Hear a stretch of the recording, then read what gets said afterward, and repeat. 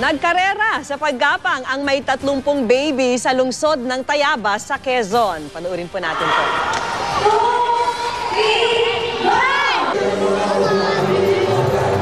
Kanya-kanya namang diskarte ang mga nanay para mapagapang ang kanilang mga anak. May mga ginamit ang paboritong laruan ng mga sanggol pero palpak ang estilo dahil sa halip na bilisan ang paggapang, may mga baby na humiga na lang at tuloy-tuloy na naglaro. Meron din namang baby congeniality na piniling makipagtsikahan sa iba pang mga baby. Pero ang sanggol na ito ay mukhang praktisado at desididong manalo. Kaya mabilis na naabot ang finish line. Nagkamit siya ng 3,000 pisong premyo.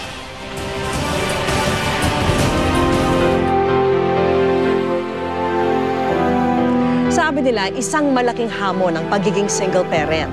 Doble ang tungkuling kailangang gampanan sa pagpapalaki ng anak. Kaya paano na kung ang inaarugang anak ay magkakaroon pa ng karamdaman? Ito po ang kinakaharap ng inang si Julissa Panado sa kanyang 4 na buwang sanggol na si Baby Yael. Hindi iniinda ni Julissa ang araw-araw na paglalakad, mahanapan lang ng lunas ang kalagayan ni Baby Yael.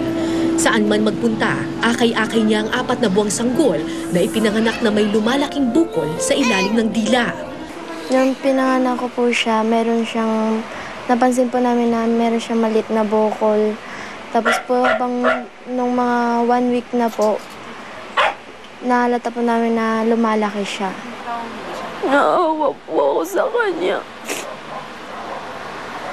Pag dumididi po siya, lagi siya nabubulunan. Doon din po ako kinakabahan. Bilang una sa magkakapatid na nakapagtapos ng high school, kinailangan ni Julissa na tulungan ng kanyang pamilya.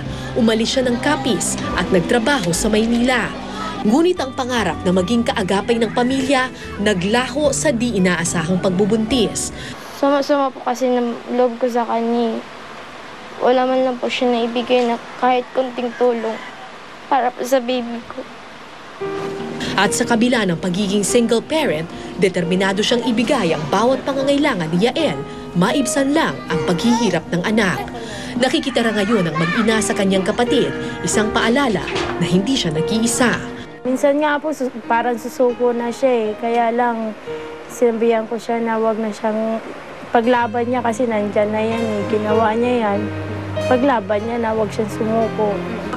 Nang ipasuri ang bukol ni Yael sa isang espesyalista, napag-alaman na isang klase pala ng tumor ang bukol na tumubo sa sanggol. Ang tawag kasi hemangiolymphangioma. Meron yung ugat na dugo ang dumadaloy, merong mga ugat na lymph ang dumadaloy. Sa kanya, combination ng dalawa. Developmental aberrancy yan So hindi siya considered na cancerous. Pero kung hindi maaagapan, peligro para sa sanggol ang paglaki ng kanyang bukol. Mahirapan siya sa pagnguya. Tapos eventually, pag palaki siya ng palaki, mababarahan yung daanan ng hangin niya.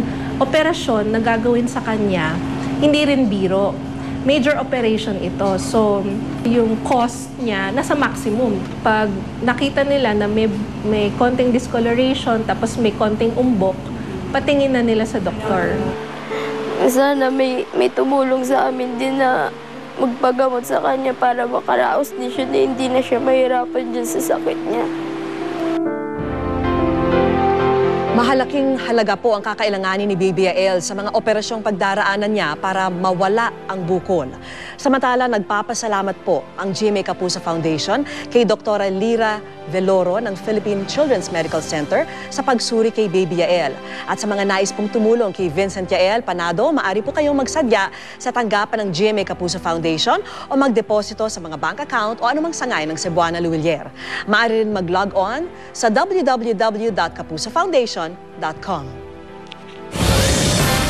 At sa ibang balita, muling nagbabala ang Bangko Sentral ng Pilipinas sa gitna ng napapabalitang paglabas ng bagong perang papel na 105 piso ang halaga. Ayon po sa BSP, wala silang inilabas na ganyang klaseng pera at wala rin silang balak na mag-issue niyan sa hinaharap. Kaya sakali mang pumalat sa sirkulasyon ang naturang pera ay siguradong peke po yon. At kung mapasa kamay nyo ang peking pera, agad daw itong i-report sa pulisya o sa Investigation Division ng Cash Department ng Bangko Sentral ng Pilipinas. Susunod yung aso na yan na butot balat na basta na lang iniwan sa kalye.